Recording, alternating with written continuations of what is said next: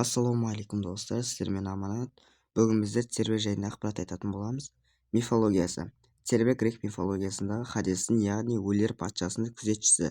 Оның үш басы, жылан тәрізді құйрығы және арқасындағы жыландары бар.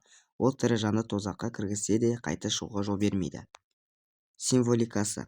Цербер қорқыныш пен кедергіні, шекара мен шексіз күшті бейнелейді. Ол кейде адамның ішкі жауымен де салыстырылады. Батырлармен кездесуі. Геракл 12 тапсырманың соңғысында Церберді тірідей тозақтан алып шығу керек болған. Бұл оны жеңу мүмкін еместей көрінсе де, Геракл оны күшпен бағындырған. Мәдениеттегі орны. Цербер көптеген фильм, ойын, аниме мен кітаптарда кездеседі. Мысалы God of War, Гарри Поттер, Hades ойыны тағы да басқа.